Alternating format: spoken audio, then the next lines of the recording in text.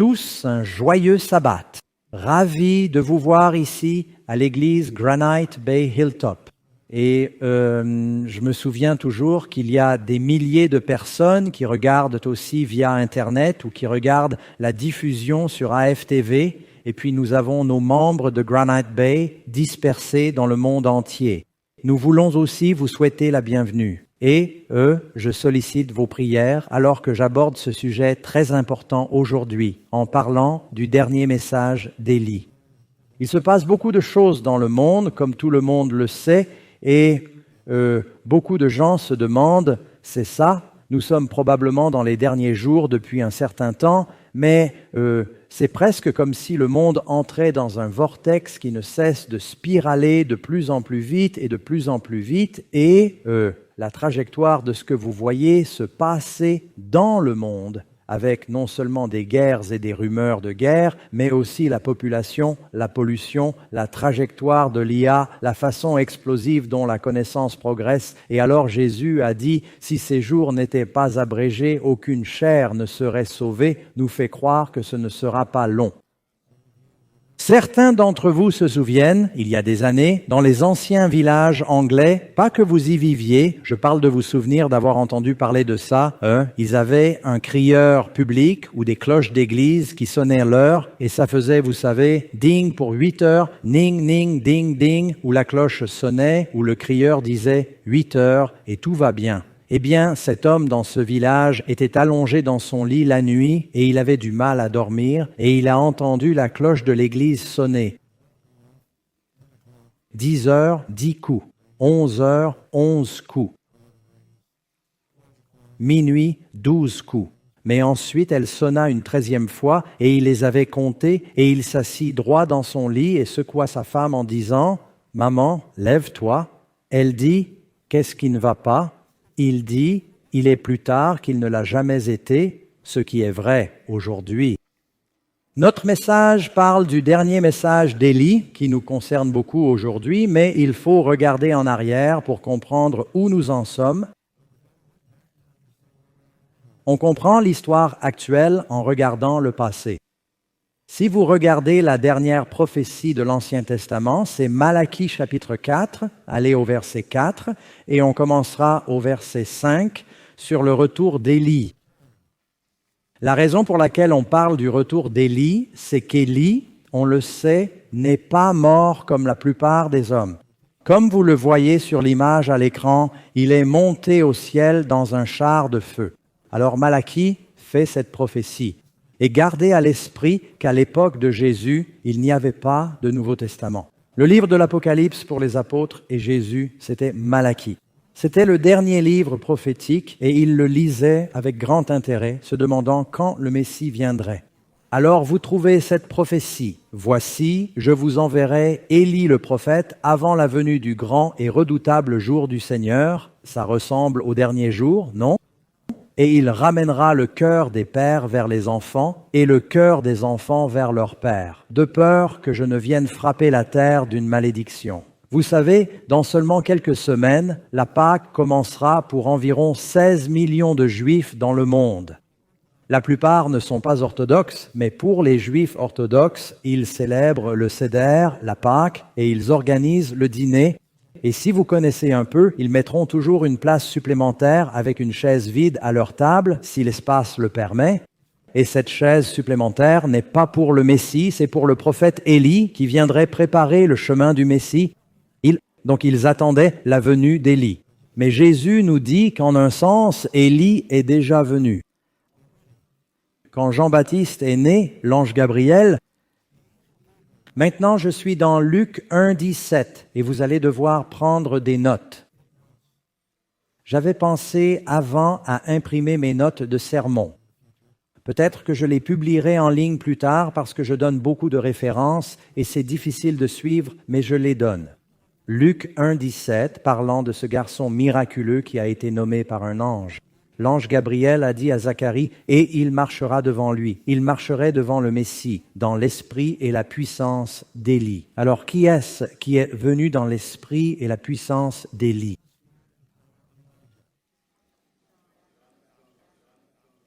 Comme j'ai entendu quelqu'un le dire, Élisée était le premier. Vous vous souvenez qu'Élisée a dit « Qu'une double portion de ton esprit soit sur moi ». Ils auraient donc dû savoir que quand on parlait de la venue d'Élie, il ne s'agissait pas de la réincarnation d'Élie, mais que quelqu'un viendrait à nouveau dans l'esprit et la puissance d'Élie. Et Jean-Baptiste était le premier. Regardez dans Matthieu 11, 13. « Car tous les prophètes et la loi ont prophétisé jusqu'à Jean. » Et si vous êtes prêts à le recevoir, dit-il, si vous pouvez le comprendre, c'est lui, Élie, qui doit venir. Donc la Bible nous dit qu'avant la première venue du Messie comme agneau, il y aurait un Élie qui préparerait le chemin. Et j'en dirai plus à ce sujet dans un instant. Mais nous avons un problème. Quand on a demandé à Jean-Baptiste s'il était Élie, il a dit non. Mais Jésus dit oui. Est-ce une contradiction? Non. Regardez dans Jean chapitre 1, verset 19. Les Juifs viennent voir Jean-Baptiste et lui demandent « Qui es-tu » Il a confessé et il n'a pas nié, mais il a confessé « Je ne suis pas le Christ ». Et ils ont dit « Et après, êtes-vous Élie » Car il savait qu'Élie viendrait préparer le chemin. Il a dit « Non ». Alors pourquoi a-t-il dit qu'il ne l'était pas? Parce qu'ils posèrent la mauvaise question. Ils demandaient « Es-tu une réincarnation d'Élie » Et Jean a dit « Non ». Mais nous avons déjà entendu de l'ange qu'il venait dans l'esprit et la puissance d'Élie. Voyez, les Juifs fréquentèrent les Grecs et leur théologie se corrompait. Vous savez, ils avaient été conquis par les Grecs puis les Romains et leurs idées sur l'état des morts et le cycle de la vie se mélangeaient. Et ils se demandaient si Élie allait renaître et se réincarner. Vous pouvez comprendre ce dont parle le Seigneur, car si vous allez dans l'Ancien Testament à l'époque de Moïse, Dieu dit à Moïse « Rassemble les 70 anciens, amène-les au tabernacle, et je prendrai un peu de l'Esprit qui est sur toi et le leur donnerai. » Cet Esprit Saint de jugement, de sagesse est l'Esprit de Dieu. Quand Élisée prie pour une double portion de l'Esprit d'Élie, il ne demandait pas à être réincarné. Il a dit « Je veux le Saint-Esprit, mais j'ai un grand travail à faire. » Alors donne-moi une double portion car je suis ton premier-né, et le premier-né reçoit une double part de l'héritage. C'est ce qu'il disait. Et donc il posait la mauvaise question à Jean, « Es-tu la réincarnation ?» Il a dit non. Et d'ailleurs, très rarement les prophètes savent qu'ils sont prophètes. Même Ellen White, que je crois prophète, si tu lui demandais, elle dirait « Non, je ne suis pas prophète. Je ne suis qu'un messager. » Ils sont très humbles. Et ceux qui sont prêts pour la seconde venue ne se sentent probablement pas dignes. Alors il a dit « Non, je ne le suis pas. » Mais Jésus a dit qu'il l'était. Maintenant, allez au chapitre 17 de Matthieu. Remarquez que c'est le même livre.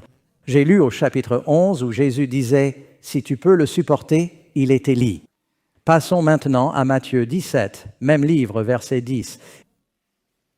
Et ses disciples lui demandèrent « Pourquoi alors les scribes disent-ils qu'Élie doit venir en premier ?» Ce n'étaient pas seulement les scribes, c'est la Bible. Jésus répondit « En effet, Élie vient en premier et restaurera toutes choses. » Quand Jésus a dit cela, Jean-Baptiste avait été décapité. Oh, y a-t-il plus d'une venue d'Élie?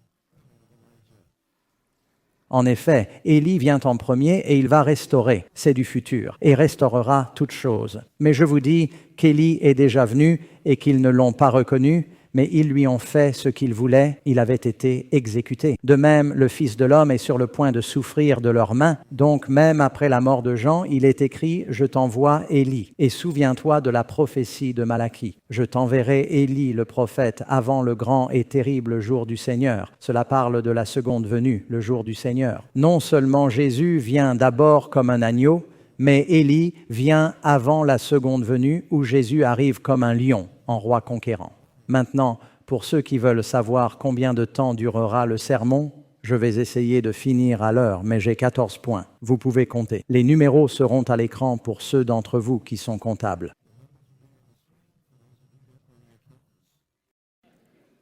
Voici comment vous trouverez des similitudes avec Élie dans l'Ancien Testament, le ministère de Jean-Baptiste, et comment cela nous concerne dans les derniers jours. Dieu aura un peuple qui accomplira une œuvre similaire à l'œuvre d'Élie.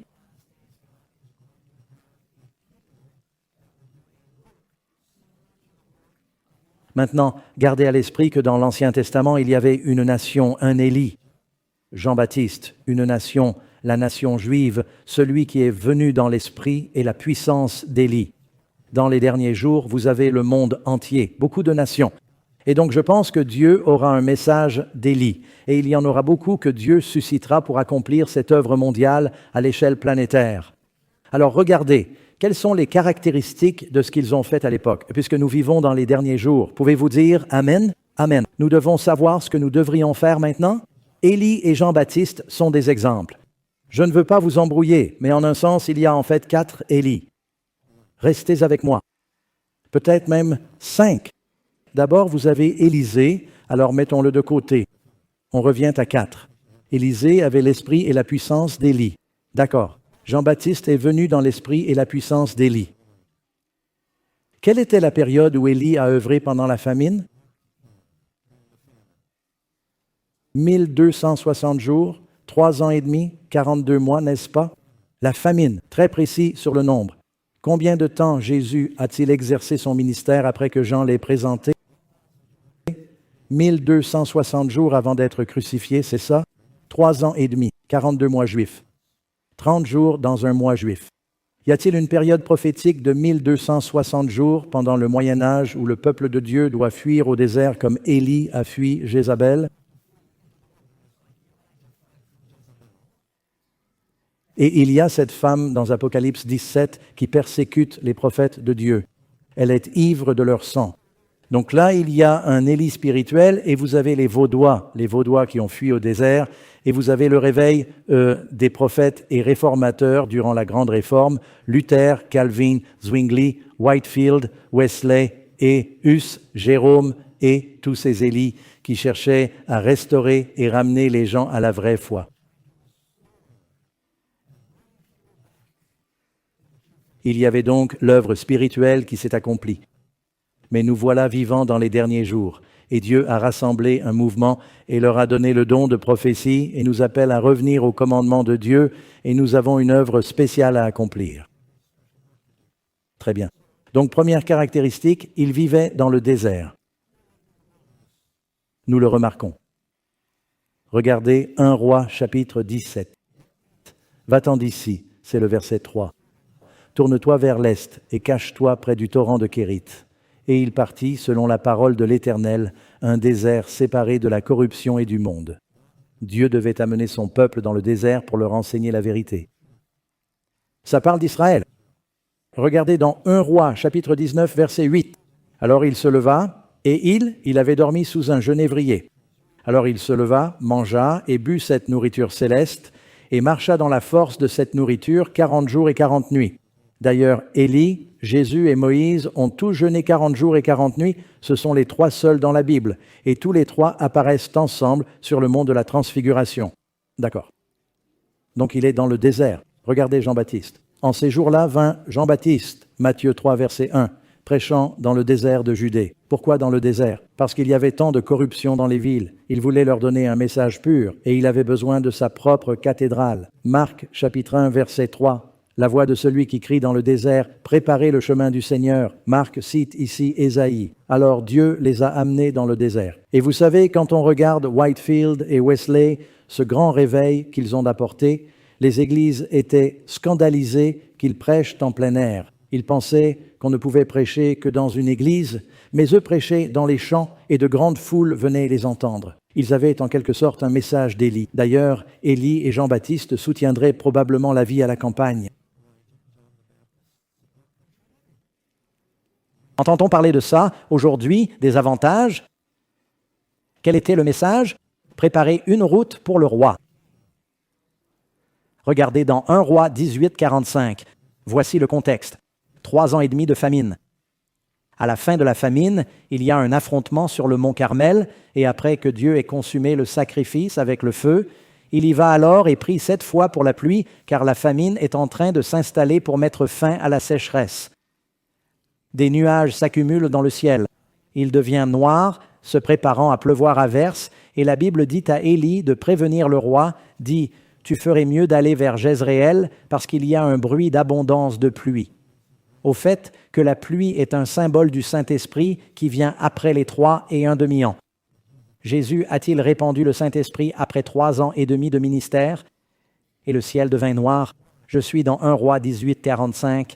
Le ciel devint noir de nuages et de vent, et il y eut une forte pluie. Alors Achab s'éloigna vers Jezreel, et la main du Seigneur tomba sur Élie. C'est une force miraculeuse. Il se ceignit les reins et courut devant Achab jusqu'à l'entrée de Jezreel, environ 12 miles. Courir un semi-marathon, un prophète. Un prophète en bonne santé. Voici ce que dit Ésaïe, annonçant la venue de Jean-Baptiste. Ésaïe 40, verset 3. Une voix crie dans le désert, « Préparez le chemin du Seigneur, tracez dans le désert une route pour notre Dieu. Toute vallée sera comblée, toute montagne et colline seront abaissées. Les chemins tortueux deviendront droits et les endroits rocailleux seront aplanis. La gloire du Seigneur sera révélée. La gloire du Seigneur se révèle après d'intenses travaux routiers. » À l'époque biblique, quand les rois traversèrent leur royaume en char, ils empruntaient les mêmes routes que les paysans et les chameaux. Elles n'étaient pas toujours bien entretenues, alors on envoyait souvent des ouvriers devant le roi. Les héros annonçaient « Le roi arrive », ils comblaient les nids de poules. S'il y avait des rochers et de grosses bosses sur la route, ils les enlevaient et les aplanissaient. Si certains endroits étaient inutilement sinueux, ils les redressaient et ils construisaient une route pour le roi. Vous pouvez lire dans la Bible quand Absalom voulait être roi à la place de David. Il est dit qu'il a préparé 50 hommes pour courir devant lui. Il dit « Je vais être roi ». Et ils annonçaient leur arrivée. Et donc, je me souviens qu'il y a quelques années, j'étais au Cameroun, en Afrique. Je serai aussi en Afrique environ une semaine. Au fait, notre voyage au Moyen-Orient est reporté, alors priez pour cette situation là-bas. Nous allons quand même y aller, mais notre réunion de travailleurs, ils m'ont appelé et ont dit, la logistique, on n'arrive pas à rassembler nos travailleurs. Alors priez pour la situation là-bas, et ils étaient tellement déçus. Mais nous allons quand même en Afrique. J'étais au Cameroun il y a des années, et nous avons entendu tout ce bruit. Et depuis la fenêtre de notre hôtel, j'ai regardé dehors, le président descendait la rue principale devant l'hôtel avec 8 hommes en costume noir. On est à l'équateur et il court devant sa limousine blindée, 4 au total, 2 de chaque côté à l'avant et 2 de chaque côté à l'arrière. Et je me suis dit, et ils font du jogging. Je me suis dit, comment peuvent-ils tenir là dehors et comment ces gars arrivent-ils à suivre la limousine? J'étais vraiment impressionné. Eh bien, c'était encore plus dur pour eux à l'époque. Ils devaient courir devant pour dégager la route. Eh bien, tu sais, il y a des obstacles dans le cœur des gens, dans nos cœurs. Les humiliés, les points bas doivent être relevés et encouragés. Les orgueilleux, les points hauts doivent être abaissés. Les chemins tortueux doivent être redressés. C'est intéressant que quand Paul s'est converti, Dieu a dit à Ananias, « Tu le trouveras sur la rue droite. » Et Dieu veut qu'on vive sur la rue droite. Étroit est le chemin et resserrée est la porte qui mène à la vie. La route large est probablement tortueuse. Donc ça nous dit qu'il devait préparer la route. Luc 1,76, il y a de longs chapitres dans Luc. Luc chapitre 1, verset 76. Et toi, enfant, Zacharie a prophétisé au sujet de son fils, Jean-Baptiste. Et toi, enfant, tu seras appelé prophète du Très-Haut, car tu iras devant la face du Seigneur pour préparer ses voies. Dans le désert, il disait aux gens de se repentir et de se préparer.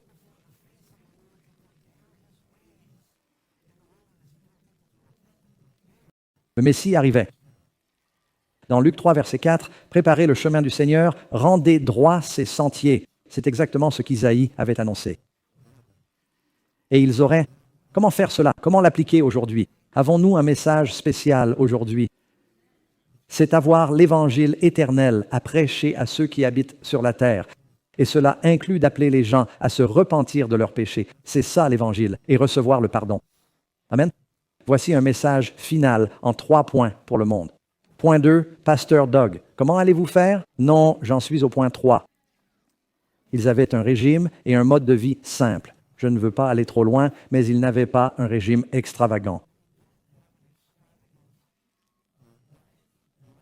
Il y avait une certaine simplicité. Ils étaient connus pour leur simplicité, comme le peuple de Dieu le sera au dernier jour. un ange toucha Élie. 1 Roi 19, verset 5, le réveilla et dit, « Regarde, un gâteau de pain sur les braises et une cruche d'eau, du pain et de l'eau. » Il était nourri par des corbeaux. Il lui apportait du pain et de la viande, et c'était de la viande pure. J'en ai parlé la semaine dernière. Luc 1, 15, parlant de Jean-Baptiste, « Il sera grand devant le Seigneur et ne boira ni vin ni boisson forte. » Nous vivons les derniers jours, et en tant que rois et prêtres de Dieu, nous ne devons pas boire d'alcool ni consommer de drogue. Nous devons avoir une vie saine. Il sera rempli du Saint-Esprit. Remarquez comment ces deux choses s'opposent. Tu n'abuses pas de ton corps. Tu es rempli, non de drogue, mais du Saint-Esprit. C'est ce qui te remplit, même depuis le ventre de sa mère. Combien d'entre vous auraient aimé être remplis du Saint-Esprit depuis le ventre de leur mère?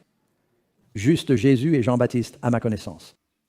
Mais cela parle du fait que lorsqu'on renaît, on est rempli du Saint-Esprit dès le ventre, pour ainsi dire.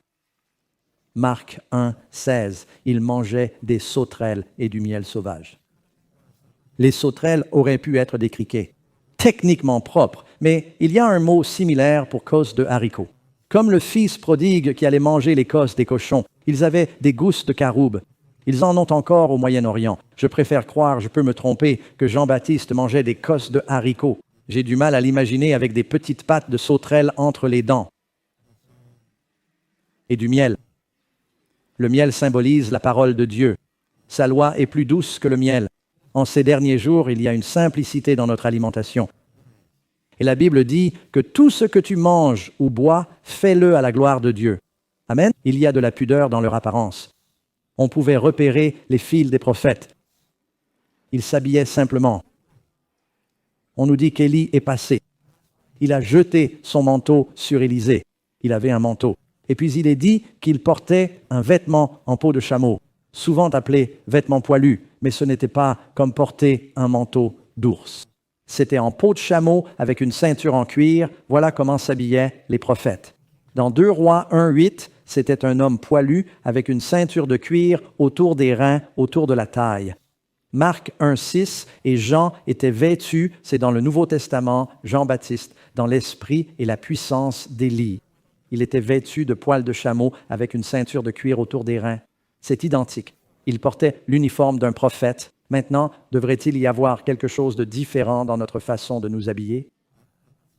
Je ne dis pas que vous devez tous vous vêtir de peau de chameau, mais il y avait une simplicité et une modestie. Et une partie du message des derniers jours, 1 Timothée 2, 9, dit que les femmes doivent s'habiller avec modestie. Cela vaut aussi pour les hommes, avec bienséance et modération. À l'époque, c'était les femmes qui se préoccupaient de leur apparence, mais beaucoup d'hommes sont devenus efféminés à notre époque. Et ils sont préoccupés par leur toilette, leur apparence. Et 1 Pierre 3, 3, dont la parure ne doit pas être extérieure, comme les cheveux tressés, les bijoux en or ou les beaux vêtements. Leur tenue simple et modeste était un reproche à l'époque et à son extravagance. Et aujourd'hui, alors que tout le monde se perce et se tatoue à outrance, le peuple de Dieu devrait se rappeler que nos corps sont le temple du Saint-Esprit, pas de graffiti. Maintenant, si vous avez un tatouage, vous pouvez quand même être sauvé. Ne vous méprenez pas. Et si vous avez été percé, et beaucoup l'ont été, Jésus l'a été, mais ce n'est pas le plan de Dieu que son peuple fasse des trous dans leur corps.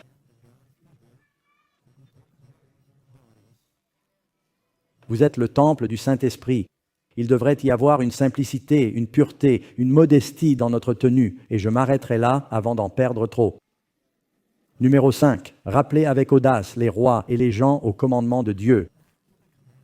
Il y a une audace sainte et courageuse dans leur prédication. Ils n'avaient pas peur de dire les choses telles qu'elles sont. Ils affrontaient le péché sans crainte. Voici un exemple. 1 Roi 18, 18, Achab finit par voir Élie après cette famine. Et il dit, « Es-tu celui qui trouble Israël? Ça fait peur quand un roi te parle ainsi. » Mais Élie n'a pas eu peur du tout. Il dit, « Je n'ai pas troublé Israël, mais toi et la maison de ton père, car vous avez abandonné les commandements du Seigneur et suivi les Baals. Vous vous êtes mêlés au paganisme. » Et il réprimanda le roi, puis il commença à lui donner des ordres. Il a dit « Rassemble tout Israël », dit le roi, « D'accord ». Il y avait une audace, une puissance telle que même le roi l'écoutait, et cela après que le roi ait placardé son avis de recherche partout en Israël, mort ou vif. Quand il rencontre enfin le roi, celui-ci écoute, mais il le réprimande pour sa désobéissance. Qu'en est-il de Jean-Baptiste? Il dit au roi Hérode, « Il ne t'est pas permis ». C'est Marc 16, 18. « Il n'est pas permis, tu enfreins les commandements, d'avoir la femme de ton frère. Tu commets l'adultère. » Il faut beaucoup d'audace pour dire à un souverain, « Tu commets l'adultère ».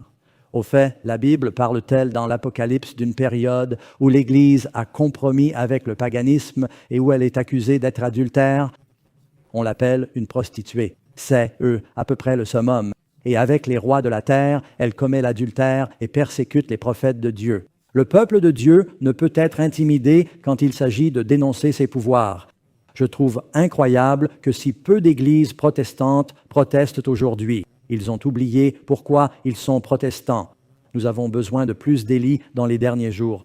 2 Timothée 3, 3, 4. Car le temps viendra où ils ne supporteront plus la saine doctrine. Ils prêcheront des choses agréables. Ils détourneront leurs oreilles de la vérité et croiront aux fables. Que se passe-t-il avant qu'Élie ne vienne? Les mots qui précèdent immédiatement, je suis dans Malachie chapitre 4. « Souviens-toi de la loi de Moïse. Voici que je t'envoie Élie. » Que fera Élie? Dire aux gens de se souvenir de la loi de Moïse. Est-ce la loi avec 20% de remise ou 10%, ou bien toute la loi? Ramener les gens au commandement de Dieu. Nous sommes ce peuple. Pouvez-vous dire Amen? Nous ne sommes pas qu'une dénomination. Dieu a suscité l'Église adventiste du 7e jour et nous a donné un message pour rappeler les gens au commandement de Dieu dans les derniers jours, tous. Pas seulement en entendre parler, mais nous devons les vivre.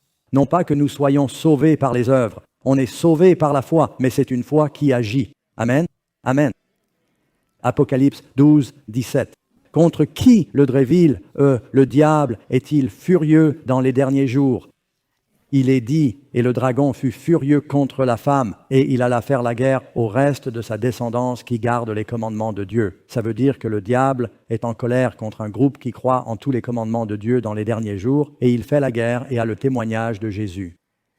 Pointe numéro 6. Jean-Baptiste insistait sur un appel à la repentance et à la réforme. Cet appel doit être lancé souvent. On a tendance à reculer. On doit être rappelé à la réforme, revenir aux enseignements de l'Écriture. 1 Roi 18, 21. Qu'a dit Élie à Israël? Combien de temps allez-vous hésiter? Et le mot « hésiter » là signifie « boiter ». Combien de temps allez-vous boiter entre deux opinions? Si le Seigneur est Dieu, suivez-le. Voilà l'image de quelqu'un qui n'arrive pas à se décider quel Dieu c'est. C'est un peu comme s'il faisait un comme ça, puis il faisait un comme ça, et il faisait un comme ça, parce qu'ici, Jézabel avait des prophètes de Baal, mais il y avait encore des prophètes, les fils des prophètes, et il y avait encore des genoux qui ne s'étaient pas inclinés devant Baal.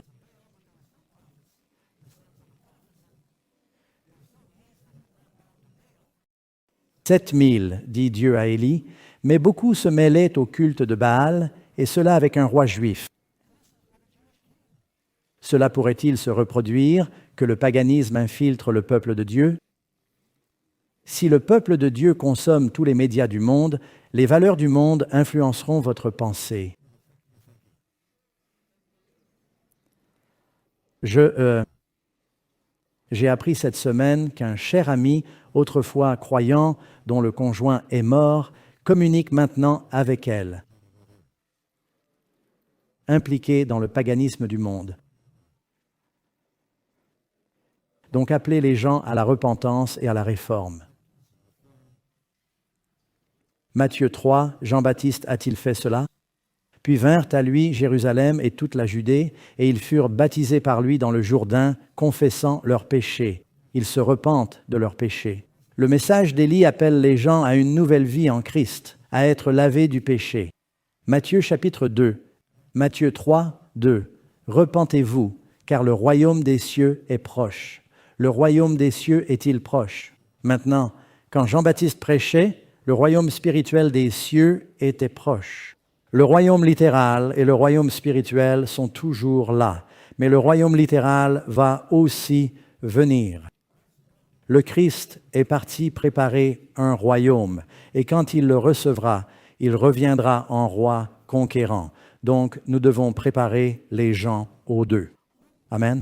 Point 7. Pointez humblement les gens vers Christ, malgré leur pouvoir, qu'ils étaient prophètes, et les miracles qu'Élie a faits. Il n'y a pas de miracle que nous ayons vu Jean faire. Ils étaient humbles.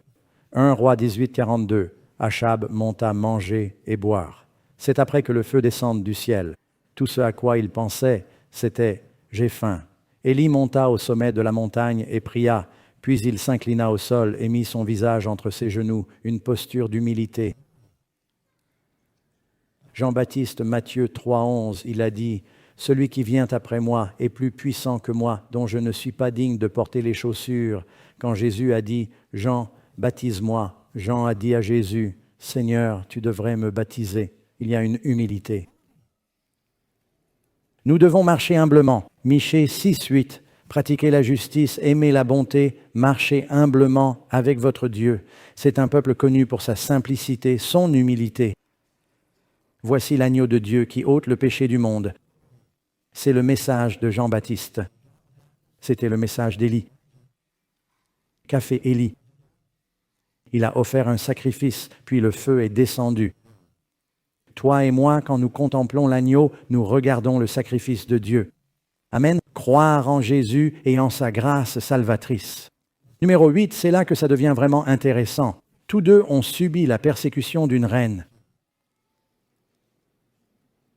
La plupart des hommes mariés peuvent s'identifier à cela, mais je parle de quelque chose de prophétique.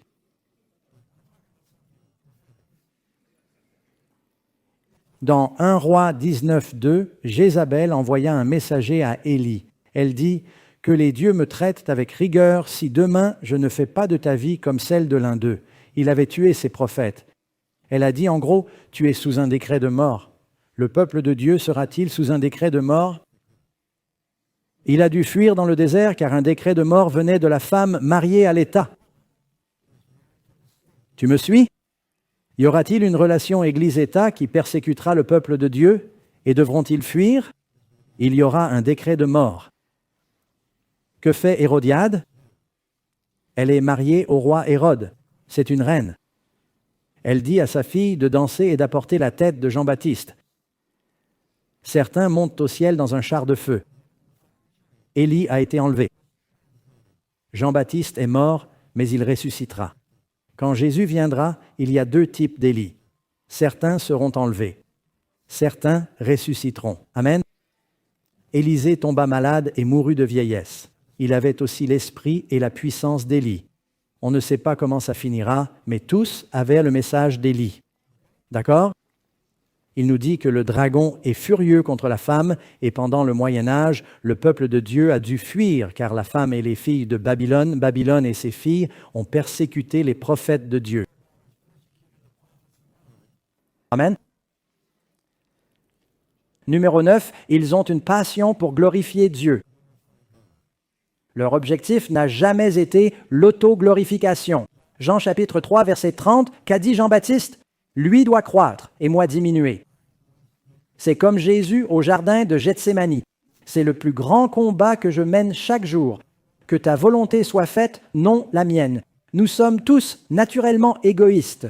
Notre capacité d'aimer a été brisée depuis Adam et Ève. Et à moins de naître de nouveau, tu vas lutter contre l'égoïsme. Et d'ailleurs, tu dois naître de nouveau chaque jour. Paul a dit « Je meurs chaque jour », ce qui veut dire qu'il doit naître de nouveau chaque jour. Nous devons mourir à nous-mêmes. Voici ce que Jean a dit « Lui doit croître, moi je dois diminuer ». Et qu'en est-il d'Élie? Il a dit « J'ai été plein de zèle pour l'Éternel, le Dieu des armées ». Élie se fichait de mourir. Il était déterminé. Il a dit « Prends ma vie, je ne vaux pas mieux que mes pères ». Il s'intéressait à la gloire de Dieu. Un vrai réveil attirera toujours l'attention sur la gloire de Dieu. Numéro 10, Élie et Jean-Baptiste. Les derniers Élie de Dieu passeront du temps à former des disciples. Élie avait-il des disciples? Eh bien, il avait plusieurs catégories. Il avait Élisée comme un apprenti et puis les fils des prophètes. Avant qu'Élie monte au ciel, qu'a-t-il à cœur? Il dit, je dois visiter les fils des prophètes à Béthel. Je dois visiter les fils des prophètes à Jéricho. Je dois visiter les fils des prophètes au Jourdain. Et après avoir fortifié tous ses disciples, il monte au ciel. Qu'a fait Jésus avant son ascension? Il est apparu plusieurs fois aux disciples, leur a ouvert les Écritures, puis il est monté et a envoyé le Saint-Esprit. Que fait Élie? Il monte au ciel et envoie le Saint-Esprit à Élisée. Et tu remarques où ça se passe? Au Jourdain avec Élie et Élisée, et Jésus baptisés par le Saint-Esprit au Jourdain.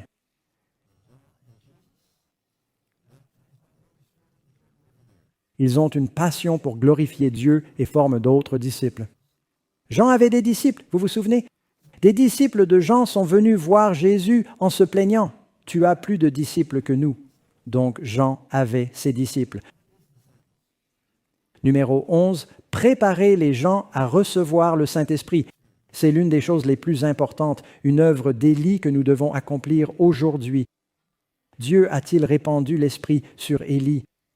L'a-t-il répandu sur Moïse, les 70 anciens et les apôtres à la Pentecôte? C'était la pluie de l'arrière-saison, c'était la première pluie. Y aura-t-il une pluie de l'arrière-saison avant la moisson où Dieu répandra son esprit avec une puissance pentecôtiste décuplée? C'est difficile à imaginer aujourd'hui, n'est-ce pas, que nous puissions avoir la puissance des apôtres, mais Dieu va le refaire. Il n'a pas changé, mes amis. Dites Amen, Amen, il va tenir sa promesse. Cela signifie que nous devons préparer les gens par le réveil et la réforme à recevoir l'effusion du Saint-Esprit. Et vous pourriez penser, Pasteur Doug, comment serons-nous jamais prêts? Les apôtres se sentaient-ils prêts? Si on remonte 50 jours de la croix à la Pentecôte, ils se disputaient pour savoir qui était le plus grand, fuyaient et abandonnaient Jésus. Ils étaient très humains. La Bible dit dans le livre de Jacques qu'Élie était un homme soumis aux mêmes passions que vous et moi, mais il a prié et il n'a pas plu. Il a prié et le feu est descendu du ciel, puis il a plu. Alors on regarde autour de nous et on se demande comment cela pourra-t-il se reproduire? Mes amis, ça va arriver. Il utilisera des gens comme vous et moi, si vous croyez que tout est possible. Il veut répandre son esprit sur l'Église à nouveau. Nous devons préparer les gens. 2 Rois 2,15.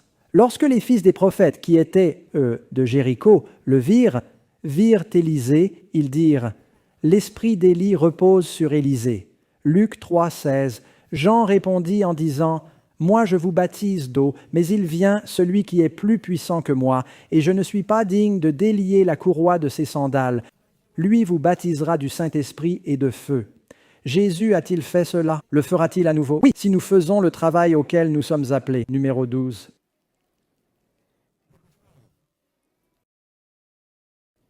Ils croyaient en la restauration du véritable culte biblique. C'est une scène tellement touchante quand on l'imagine. Vous avez ces prophètes de Baal. Tu connais l'affrontement sur le mont Carmel. Et les prophètes de Baal construisent leur autel. Et c'était probablement pas comme l'autel hébreu. Et ils font leur sacrifice, ils dansent, se tailladent, crient, et ça dure toute la journée sans que personne fasse attention. Et il est écrit, vers l'heure du sacrifice du soir, Élie restaura l'autel de Dieu. Il remit ses 12 pierres en place. Tous les Israélites le regardent et c'est genre, quelqu'un va l'aider? Mais tout seul, il remet les pierres en place, il place le sacrifice. La seule chose pour laquelle ils l'ont aidé, c'est transporter l'eau. Pour voir s'ils pouvaient éteindre le feu. Et ils ont rétabli le culte du vrai Dieu. Quand ce feu est descendu du ciel, qu'ont dit les gens, « Le Seigneur, il est Dieu, le Seigneur, il est Dieu. » Un petit détail que vous ignorez peut-être, en hébreu, le nom d'Élie est Elohim Jéhovah, traduit par le Seigneur, il est Dieu. Donc en fait, quand les gens voient le feu descendre du ciel, ils disent « Élie, Élie ». Mais ils disent « Le Seigneur est Dieu, pas Baal ». Il restaure donc le culte. Et Dieu vient pour un peuple qui vivra avec la foi qui a autrefois été transmise aux saints. Toi et moi ne devons pas revenir à une confession pour découvrir qui nous sommes. Nous devons revenir à la foi qui a été transmise aux saints dans la Bible. Amen. Et c'était le fardeau d'Élie, de Jean-Baptiste et du peuple de Dieu dans les derniers jours. Jean-Baptiste a dit, Matthieu 3, 10, et même maintenant, la hache est posée sur la racine de l'arbre. C'est pourquoi tout arbre qui ne porte pas de bons fruits est abattu et jeté au feu. Un temps de jugement arrive, et cela fait partie de ce message. Très bien. Point numéro 13. Le message de Jean-Baptiste et d'Élie était un message de réveil et de réforme. 1 Roi 18. Mais, et attends, laisse-moi reformuler ça. C'est un réveil national. Bon, c'est parce qu'ils étaient la nation d'Israël. Ce message doit être international dans les derniers jours. Remarquez, 1 Roi 18. Envoyez donc et rassemblez tout Israël vers moi sur le mont Carmel. C'était un événement national, une démonstration nationale. 1 Roi 18, 39. Quand tout le peuple vit cela, ils tombèrent face contre terre et dirent, « L'Éternel, c'est lui qui est Dieu. » J'ai lu ça. Matthieu 3, 5. Alors Jérusalem, parlant de Jean-Baptiste, et toute la Judée et toute la région du Jourdain sortirent et furent baptisés. Même Joseph, l'historien juif qui était contemporain de Jean-Baptiste, a dit qu'il y a eu un réveil national pendant ce bref ministère de Jean-Baptiste. Alors, où Jésus nous a-t-il envoyés avec le message d'Élie? Aller dans le monde entier et prêcher l'Évangile. Notre message va-t-il attirer l'attention internationale? Oui, en bien et en mal. Vous serez amenés devant les rois et les souverains pour rendre compte de votre foi. C'est ça. Vous pourriez vous demander, comment cela pourrait-il arriver? Oh, ça arrivera, mes amis, et il y aura un grand réveil. Et ils ont tous été baptisés en confessant leurs péchés. Cela mène au réveil et à l'obéissance. Vous allez voir un grand mouvement de Dieu. Les gens disent, quand y aura-t-il un réveil, pasteur Doug? Je pense que la persécution va apporter le réveil. Les épreuves réveillent généralement le peuple de Dieu. C'est toujours après une grande catastrophe que l'Église se remplit. Et je pense que quand la persécution viendra, elle va séparer le blé de l'ivraie. Les gens ne voudront pas appartenir à une Église très impopulaire dans leur culture. Et donc, quand ils se réunissent pour adorer, sachant que des gens regardent, qu'ils sont ostracisés, qu'on se moque d'eux, ils doivent vraiment y croire, sinon ils ne seraient pas là. C'est vrai. Je pense donc qu'il va y avoir de la persécution. Nous allons être mis au défi. Et je ne connais pas tous les facteurs qui déclencheront cela et le provoqueront. Mais il y aura un grand réveil international. Numéro 14, le mouvement Élie des derniers jours va apporter un grand réveil. Nous vivons cette époque. Maintenant, je vous ai parlé d'Élie. Élie, regardez l'histoire d'Israël. Vous devez connaître vos Bibles, ce qu'il a fait, son audace, ses miracles. Puis Jean-Baptiste vient dans l'esprit et la puissance d'Élie pour préparer les gens à la première venue de Jésus. Mais Jésus a dit, Élie reviendra avant le grand et terrible jour du Seigneur. C'est intéressant de voir comment Élie apparaît soudainement. Vous avez remarqué, il n'y a aucun préambule sur lui, enfant. Il dit soudain, Élie le Tishbite, il se présente devant le roi et la reine et dit, il ne pleuvra pas sauf sur ma parole. Puis il s'en va. Il fait juste boum, il apparaît. Le Nouveau Testament, si vous lisez Marc et l'Évangile de Jean, il dit qu'il y eut un homme envoyé de Dieu, boum. Luc nous donne l'histoire préalable. Jean-Baptiste apparaît en prêchant et tout le monde y va.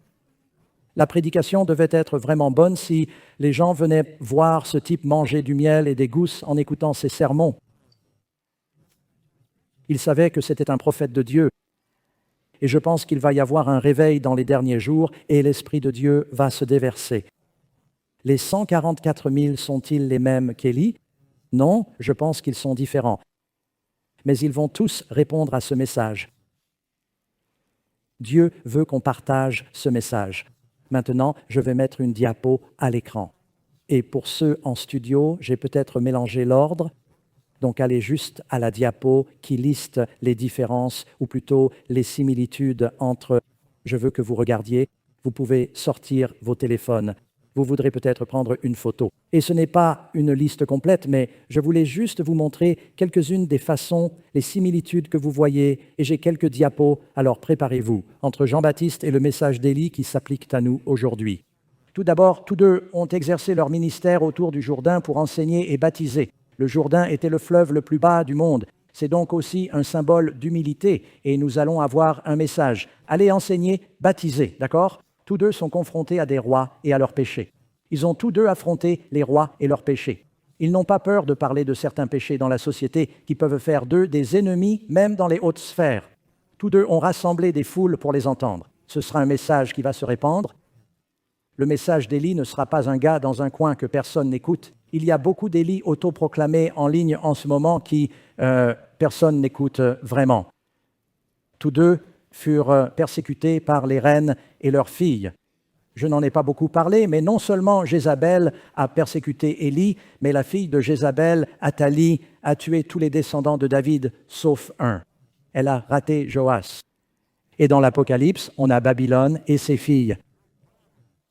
Ce sera notre problème dans les derniers jours, et ce fut un problème pour les réformateurs durant leur période d'Élie. Tous deux ont passé beaucoup de temps dans le désert. Je ne dis pas que nous devons tous quitter la ville maintenant. J'espère que vous passez du temps dans la nature, mais il s'agit de temps solitaire avec Dieu. C'est le désert, et le désert en particulier est un lieu où les choses sont purifiées. Et ainsi, ils ont eu leur temps de silence avec Dieu. Ils se sentaient isolés. Parfois, vous avez l'impression que personne ne vous soutient, vous voyez? C'est ainsi qu'on développe la foi en Dieu, quand tout soutien terrestre est retiré, et vous vous sentez dans un désert comme Élie sous le buisson, et il dit « Prends ma vie ». Et Dieu a dit « Je ne t'ai pas quitté », et il lui donne de la force. Vous pourriez donc vivre une expérience dans le désert. Tous deux ont exercé leur ministère pendant une famine de 3 ans et demi. Vous remarquez qu'il y a 3 ans et demi pendant le ministère du Christ, non? 3 ans et demi dans l'Ancien Testament à l'époque d'Élie. Élie est sous un décret de mort. Jésus est sous un décret de mort. 3 ans et demi après Jésus, Étienne est tué et il y a un décret de mort. Il est dit que les disciples sont dispersés partout. Jacques est décapité.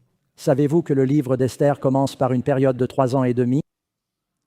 Et il y a un décret de mort, n'est-ce pas? Tous les Juifs vont être exécutés. Il est écrit, la 3e année du règne d'Assuérus, il organisa un festin d'une durée de 180 jours. 3 ans et 180, c'est 3 ans et demi. Et avant la fin de l'histoire, il y a un décret de mort pour tout le peuple de Dieu, mais Dieu les sauve au dernier moment. L'histoire va se répéter. Pendant le Moyen Âge, il y a une conspiration mère-fille et 1260 ans de persécution de 3 ans et demi.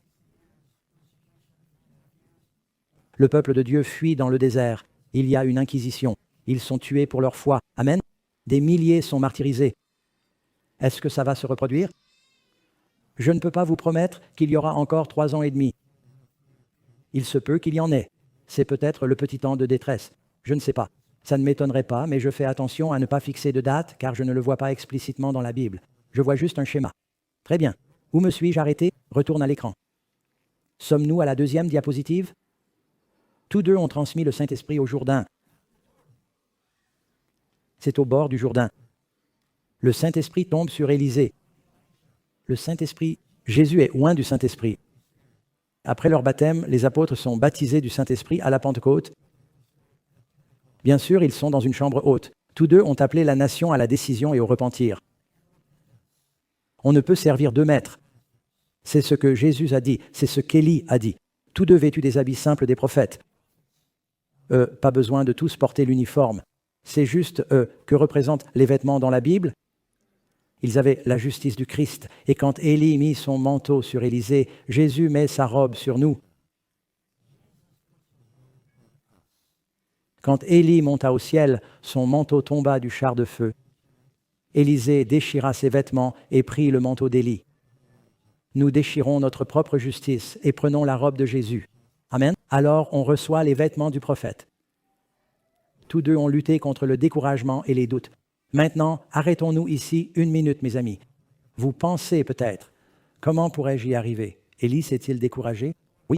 Il a dit, « Seigneur, laisse-moi mourir. Je suis le seul qui reste. » Jean-Baptiste a envoyé des messagers à Jésus. « Es-tu celui qu'on attend ou doit-on en chercher un autre? Je suis perdu. Je suis en prison. Pourquoi ne me sauves-tu pas? Pourquoi ne te couronnes-tu pas et ne renverses-tu pas les Romains? » Et Jean se demandait, « Ai-je été oublié? Même les prophètes se découragent. Ne vous découragez pas si vous êtes découragés. C'est normal. Les nuages cachent parfois le soleil. Tous deux ont vu Jésus et l'ont identifié comme le Messie. Élie a-t-il vu Jésus? Oui, dans le Nouveau Testament. Élie voit Jésus et je suis sûr qu'il l'a vu par le don de prophétie dans l'Ancien Testament. Il savait qu'il venait. Jean-Baptiste a dit « Voici l'agneau de Dieu ». Vous et moi devons avoir une vision de notre Sauveur, voir Jésus qui vient et l'identifier comme le Messie. Alors, mes amis, dans ce message, j'essaie de vous aider à réaliser la merveilleuse vocation sainte que Dieu a donnée à ce peuple. Je vois parfois le peuple de Dieu dans l'Église du reste, et il semble que nous ayons perdu nos repères. On nous a donné le message d'Élie. Et je rencontre des gens là-bas à Babylone, et quand ils entendent notre message, je l'entends encore et encore. Ils assistent à une réunion évangélique. Ils disent « Je vais à l'Église toute ma vie. J'ai appris plus en 2 semaines que durant 50 ans à l'Église. » Les gens ont soif du message que nous avons. Nous devons donc être prêts à partager ce message. Vous savez, il y a des années, en Europe, parfois les pouvoirs changeaient fréquemment de main. Il y avait des rébellions, des soulèvements, des assassinats et des enlèvements. Et la royauté cachait parfois secrètement ses enfants chez des roturiers de confiance pour que personne ne sache où ils étaient et ils les instruisaient. Certains enfants ne savaient même pas qu'ils étaient de sang royal jusqu'à ce que leurs parents les retrouvent enfin. Et ils se posaient toujours des questions. Ils pensaient « J'étais orphelin, et voilà que cette famille m'a enseigné et élevé. » Et on leur disait « Eh bien, on voulait te protéger, alors ces gens t'ont élevé et instruit. Mais eux, au fait, maintenant tu es le prince héritier ou la princesse. » Et ils découvraient soudainement qu'ils étaient de sang royal. Ce serait une sacrée découverte, une révélation. Sais-tu qui tu es? La Bible nous dit « Voyez quel amour le Père nous a donné pour que nous soyons appelés fils de Dieu. » Peux-tu dire Amen? C'est 1 Jean 3, 1, Romains 8, 6, 8, 16, 17. L'Esprit lui-même rend témoignage à notre esprit que nous sommes enfants de Dieu. Nous avons le message de Dieu. Et si enfants, alors héritiers, héritiers de Dieu et co-héritiers de Christ, si nous souffrons avec lui pour être aussi glorifiés avec lui. Amen. Amen. Oui, il y aura des jours difficiles, mais ça ira mieux. Amen. Amen. Et Dieu nous a appelés et nous a donné un saint appel. Nous avons reçu le dernier message d'Élie et nous devons prendre ces héros bibliques comme exemple pour nous aujourd'hui, afin d'être remplis de l'Esprit et de diriger les autres vers Jésus, l'agneau de Dieu qui ôte le péché du monde. Combien d'entre vous diraient « Seigneur, me voici, envoie-moi ». Je veux partager ce message, on va le chanter. Nous avons un chant de clôture. J'invite nos chanteurs à venir et « Breathe on me, breath of God ». 265 dans votre recueil. Levons-nous ensemble pour chanter. On ne le chante pas souvent, c'est une belle mélodie. On fera les 4 couplets, il n'y a pas de refrain.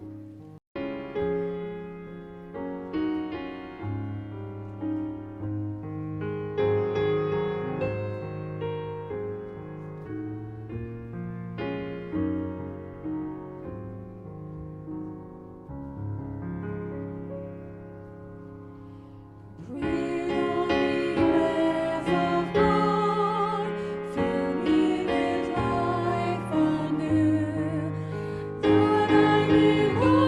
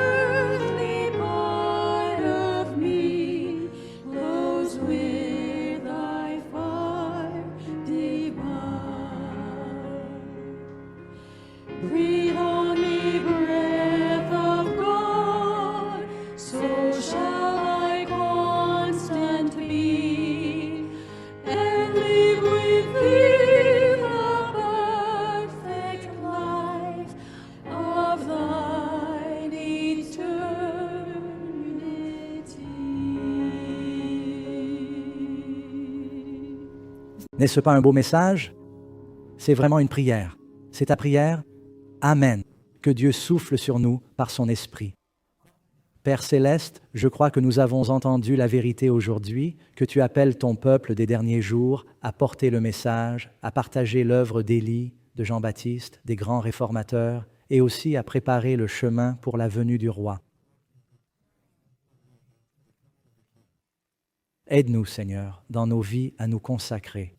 Remplis-nous du Saint-Esprit.